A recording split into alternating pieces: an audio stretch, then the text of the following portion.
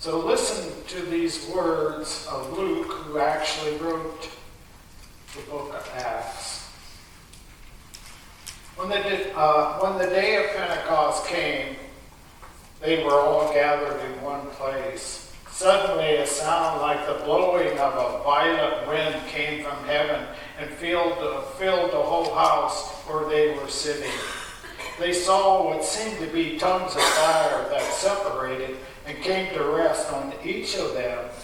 And all of them were filled with the Holy Spirit and began to speak in other tongues as the Spirit enabled them. Amen.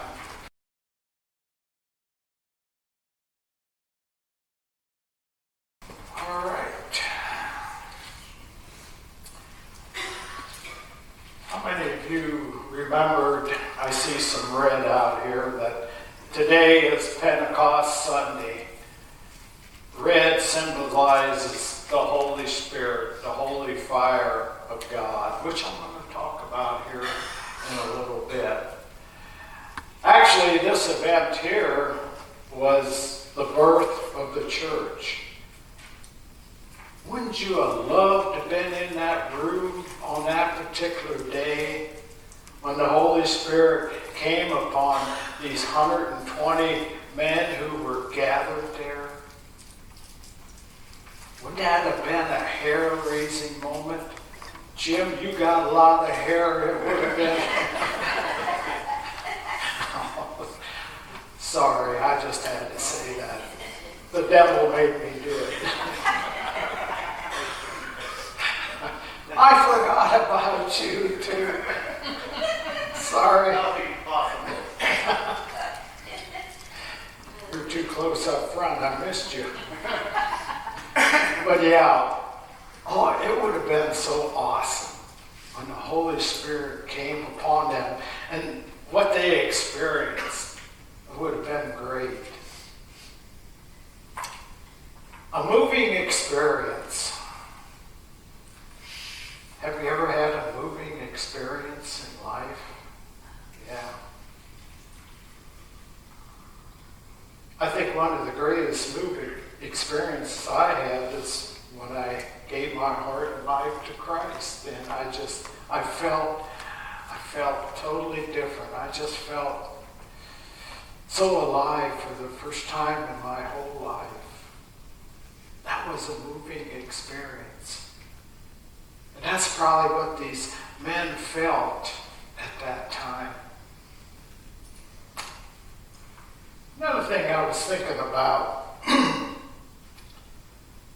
have you noticed here in the last, 6 to 8 months, how windy it's been here lately?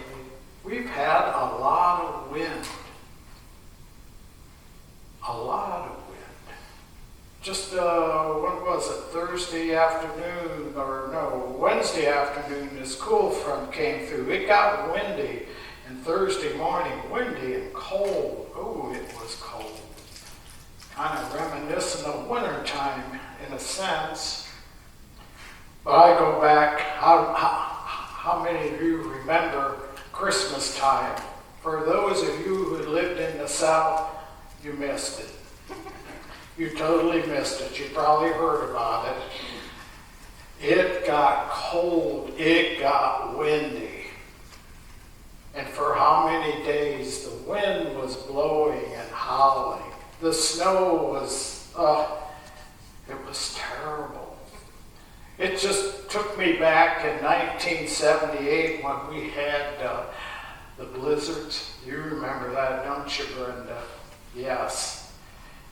That one morning I tried to go to work. I didn't get very far because the trees blew over the road and it was so snowy. And went back home. We lived down in, and you could hear the winds up in the trees for a couple of days just blowing. And then this spring we had, 2 weekends in a row when we had high winds, very high. 2 weekends here we couldn't have church because power outages. That's a lot of wind. So that's kind of how I came up with the title here this morning, Not Just Another Windy Day. This was a special day. I don't think the power went out. I think the power came on in a lot of people's lives. So, first of all, what I want to try to establish here, if I don't forget, why did God choose the day of Pentecost to send his Holy Spirit on those believers? Why that particular day? And there is a reason behind it. Now, first of all, the word Pentecost, in Greek it means 50th. Most of you are aware of that. And what it is a reference to is 50 days after the Passover. The Passover feast, which Jesus celebrated with his disciples. So you count that time, 50 days, it was Pentecost. Okay? Pentecost, actually, the Feast of Pentecost was also called the Feast of Weeks or of Harvest. It was one of those Old Testament festivals or celebrations that they had back then, the Feast of Weeks, where they were supposed to bring a grain offering into the sanctuary and give it to the high priest, and the high priest would dedicate this offering to God so that their crops would be blessed. It was like, I think I read a heave offering is what they call it. They would heave it up to God, and in a sense, God would give it back to them, and he would bless them. So that's what the Feast of Pentecost was about. It was the wheat harvest, which took place between May and June. It was 7 weeks after the Feast of the First Fruit. Here's another one of those festivals where the first fruit of that year was dedicated to God as well. Here's something I learned. That Christ's resurrection was on the Feast of the First Fruits. I never knew that before. Christ did die on the Passover. As I said, he celebrated the Passover. They sentenced him to death on Friday. On Sunday, he arose again from the dead, which was the Feast of the First Fruit. Now you got to remember something I learned from John MacArthur. The Feast of the First Fruit was on a Sunday. Saturday was the Jewish Sabbath. So the resurrection of Christ was on a Sunday. Pentecost is on a Sunday. Here again, God's kind of intervening and working in all of this. So what does that mean? The first fruit of the harvest was the barley harvest, which happens in March and April. But what it refers to, that Christ was the first fruit of the dead. Christ was the first fruit of the dead. So how does this all connect now with Pentecost Sunday? What is the significance of that? The first fruit of the harvest. Well, what it means is on that day when he sent his Holy Spirit, it means that that was the beginning of the harvest of the world, the church age. The harvest of the world. We're called to harvest, to bring people in. Jesus told his disciples, he said, go out and make disciples and baptize them in the name of the Father, the Son, and the Holy Spirit. He also told his disciples at one time, he said, look, the fields are ripe for the harvest. He said, the workers are few. Go out and bring them in. I'm thinking of the song, Bringing in the Sheaves. So that's what the church is supposed to be about. That's why God gave us his Holy Spirit. So now let me back up here. I want to read something here that Jesus had instructed his disciples, before they received the Holy Spirit. It was while he was still here on earth before he was taken up to be with God. But here in Acts chapter 1, verses 4 and 5, it says, this is Jesus, and being assembled together with them, he commanded them not to depart from Jerusalem, but to wait for the promise of the Father, which he said, you have heard from me. For John truly baptized with water, but you shall be baptized with the Holy Spirit not many days from now. Baptized in the Holy Spirit. Sometimes our charismatic brothers and sisters, they read into that something a little different, being baptized in the Holy Spirit. They think that sometimes a Christian, and I can't deny it doesn't happen, they have a second experience with being baptized in the Holy Spirit. I think it happens, but the charismatic church, sometimes they put too much emphasis on that experience and not enough on other doctrine and teachings. Yes, I still believe that when we accept Christ, we are given the Holy Spirit. Amen. Right on. We are. Because without the Holy Spirit, we could not maintain our Christianity. So the coming of the Holy Spirit. Now we have these men sitting in this upper room, 120 roughly sitting there. We don't know if they were praying, whether were they singing hymns from the Psalms, or were they just talking about what Jesus told them? What was this promise of the Holy Spirit? What's this all going to be like? And then it says, suddenly they heard a sound as of a mighty rushing wind. The New King James says, and suddenly there came a sound from heaven as a rushing mighty wind that filled the whole house where they were sitting. Now, I don't think they actually felt a wind per se. It says a sound like a mighty rushing wind.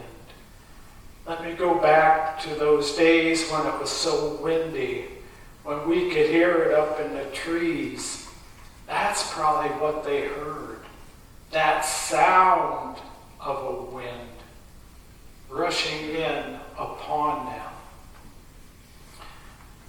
And just, as I indicated, a hair-raising moment.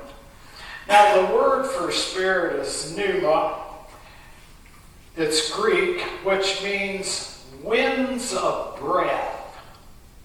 Winds of breath.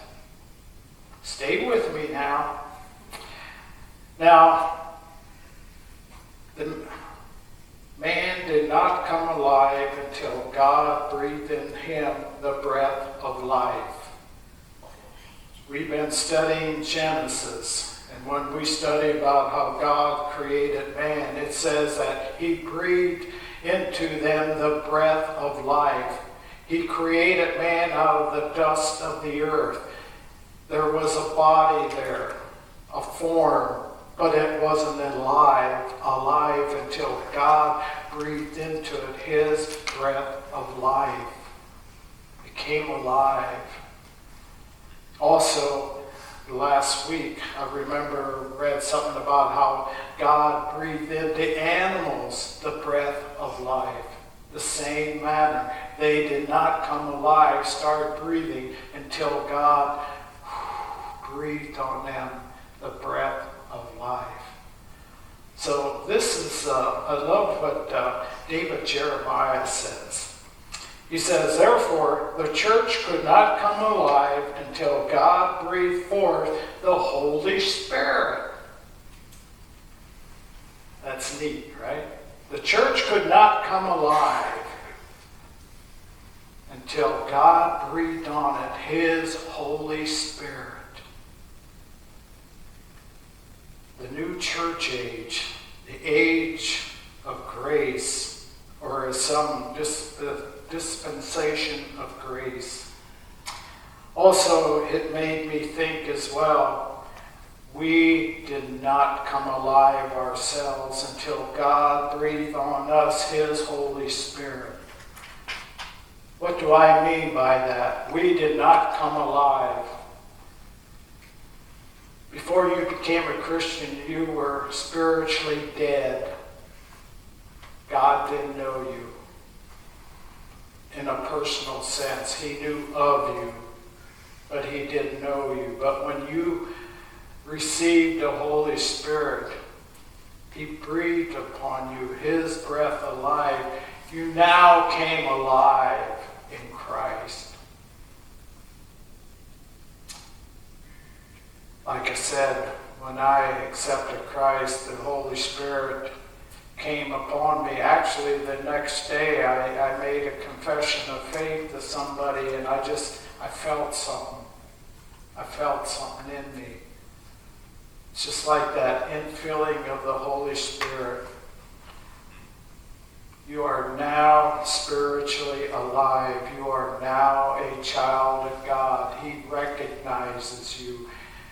He will take care of you. Now, what about these tongues of fire? Here again, I don't know if it was an actual tongues of fire. I think it was, they seen it. It might have been a vision. I can't envision what that would look like, a tongue on fire and landing on each and every one of them. That had to be a hair-raising moment as well. But do you realize that fire serves as a symbol of the presence of God? Fire serves as a symbol of the presence of God. I think that's why we light our candles, perhaps. The presence of God is with us. A couple of examples in the Old Testament that would verify that thought. Moses, he was a shepherd for his father-in-law, Jethro, tending the sheep. One day, he seen this bush burning, and it wasn't being consumed, so he walks up to it to investigate, and a voice came and said, Moses, take off your sandals, for you're standing on holy ground. That represented the presence of God. Also, the pillar of fire by night. That represented the presence of God leading the Israelites through the wilderness, through the desert. When Moses was on the mountain receiving the 10 Commandments, it said there was a dark cloud over the mountain, but there was lightning and thunder, the presence of God.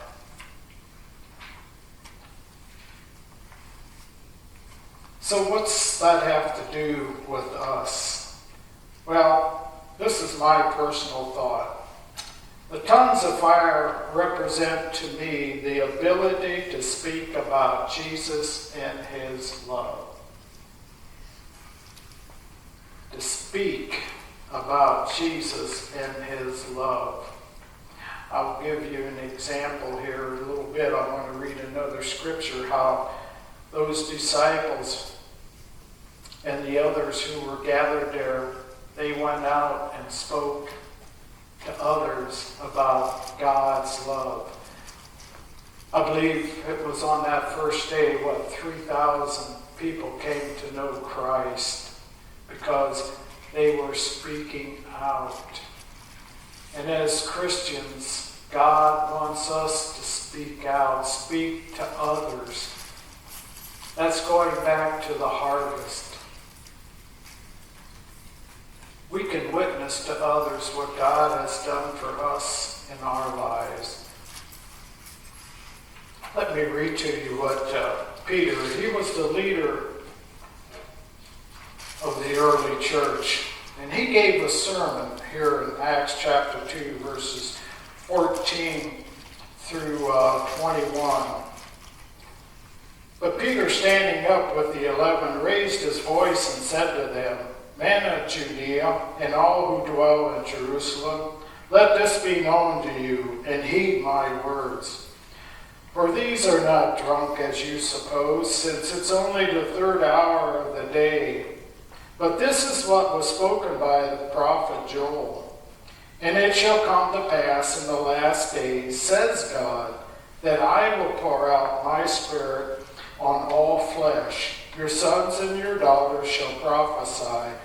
Your young men shall see visions. Your old men shall dream dreams. And on my maidservant and on my manservant I will pour out my spirit in those days, and they shall prophesy. And I will show wonders in heavens above, and signs in the earth beneath, blood and fire and vapors of smoke. The sun shall be turned into darkness, and the moon into blood, before the coming of the great and awesome day of the Lord. And it shall come to pass that whoever calls on the name of the Lord shall be saved. You see, when these men received the Holy Spirit, it says that they spoke in different tongues, different languages. There were many Jewish people who had gathered from different regions. They spoke different languages. But when these men began to speak in tongues, they heard their own language. What were they speaking? What were they saying? I believe they were praising God for this miracle which they had just experienced. This prophecy of Joel, he says, I will pour out my spirit on men and women alike. And isn't that true? Everybody who accepts Christ, he gives their Holy Spirit. Some of this is a futuristic prophecy. You know, the word prophecy has two meanings. A lot of people think it's when somebody predicts the future. That's part of it. But it's also speaking forth the word of God. Speaking forth, such as I try to do Sunday morning, prophesy. But I want to go back where it says men and women, he pours out his spirit. There's debates in the church. Should women be in the pulpit? Should women preach? I personally feel that it's okay as long as the Spirit is upon them. They're Spirit-filled. I think it's okay. I've heard some great women preachers in my life. Clarence knows Luann Youngman. Spirit-filled, would you agree? Yeah. Truly honors God. So, if somebody has that calling, it's okay. God doesn't segregate either. He pours out his Spirit on anybody who believes in his Son, Jesus Christ. But as you can see, my friends, this event that happened that day, it just wasn't another windy day, was it? It was a special day for humanity. Amen. Amen. Holy Father, as the song indicates, we have a story to tell to the nations. You gave us the Holy Spirit. You filled us, and you gave us that tongue of fire to go out and proclaim the good news of Jesus Christ. And we thank you that the Holy Spirit is amongst us and out in the world, convicting others of their sins.